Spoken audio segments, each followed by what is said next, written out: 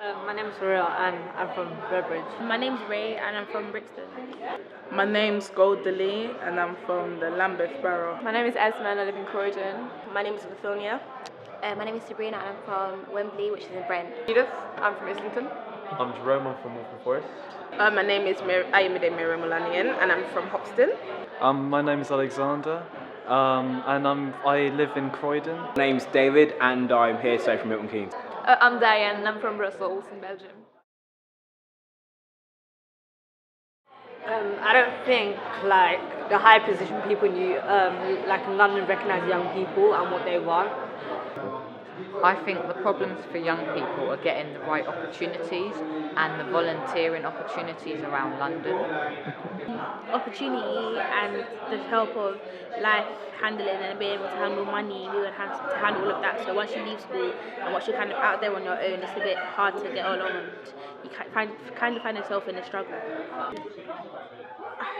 One, I think, is the fights. People get in too much fights, which is very disturbing because parents will not trust the kids to go out no more. Number two, how should I say it, is the weed. So much weed going around. I see lots of young people smoking weed, smoking cigarettes, and I think it's like, why? What made you do this?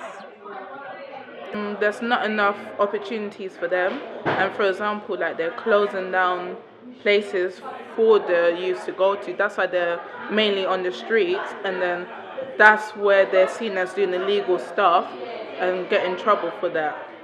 But yeah.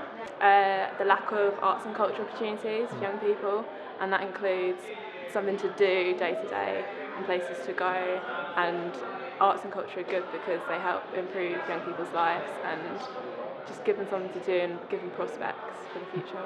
The cost of life, basically, London is really, really pricey. The problems we have as young people in London is like discrimination and thinking that we can't do stuff because we're young. We can't achieve anything at a young age yet. And that adults are the only ones that can achieve that.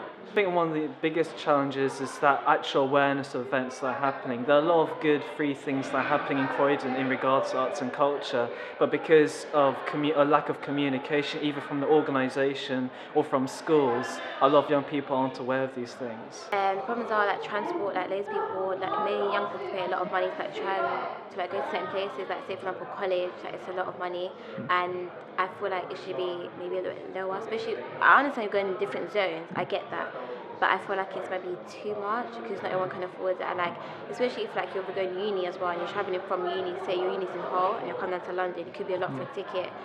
And I feel like there should be a lot more frequent transportation for young people, or maybe a little bit cheaper so it's easy for them to come down. In London, it's definitely how accessible it is, and that's normally financial. So I'm actually living in Milton Keynes commuting to uni as opposed to living in London because I literally can't afford to live in London. I think like London should have like a youth group or like a young maid that can help and be a young voice for young people and like stand up for us. Well, there's solutions, but some of the solutions are in areas that prevents them from going like post-Cold wars and all of that. But if there's more in their community that they can work on, then I think that would be a great impact. Just more hubs where people can find out about what's going on in their local area so that they can do things like arts and culture when they want and how they want. They just need more youth places or to advertise them more. Yeah. I think the solutions are for more businesses and corporations to help young people to gain them the experience and the volunteering that they can use in the future. I think that they should get better education. One is giving young people the space to be young people. I think right now there's a lot of focus on money and having to do well, and I think when I was younger I was allowed to be a young person, so that's one, and they haven't got that space to be that, so they're demonized.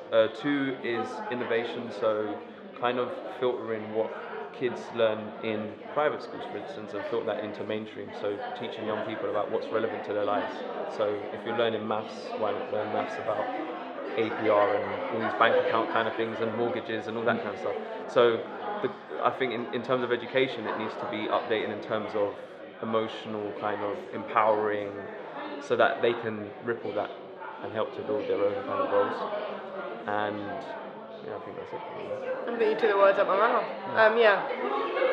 And again, education on just basic things, registering to vote, turning out, elections, but also just, I think the cultural background of London is something that we really miss a lot of the time.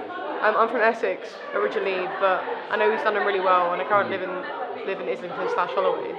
There's so much diversity across London because of different histories, and you can take the overground across North London and see so many different communities. Whereas because of the way that our boroughs work and because of the way that we're limiting opportunities, we let young people sit within their borough and sit within their immediate framework and not engage with the people of different opinions, different backgrounds, same opinions, same backgrounds, but spread across this wonderful capital.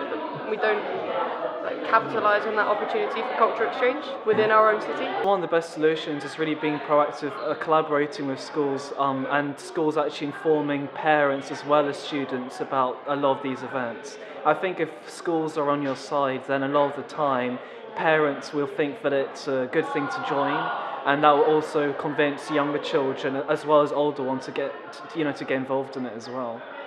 The solutions are like groups or sessions or events like this one, because this is one of the first ones that youth controlled the area and stuff.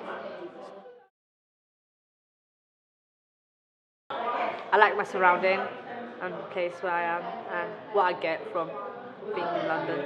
I love the cultural things that, you can go to museum for free, and I think that's a really cool thing, because personally I love to go to museums, so that's great. I'd say the thing I love about London is how people can be close and how people believe in different things altogether. I like the fact that there's so much community and culture, and there's so much diversity, but at the same time there's so much to come together with, and there's so much things to do in order to bring everyone together. I love the connectedness of London and how that more and more there's been more of a network between different boroughs in London. I love the sights because it makes me want to take a picture of it because it's so nice and beautiful and picturesque. So that's it. The different sites, I love the imagery, the vibe, the vibrant colours, different types of foods. It's very unique.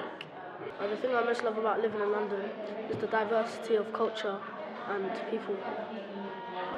I've lived here all my life. I get to meet new people. I get to experience new things. I get to participate in things that I don't know and learn it. So it's really fun.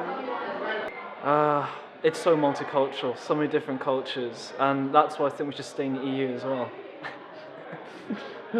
What I love about London is the access it has.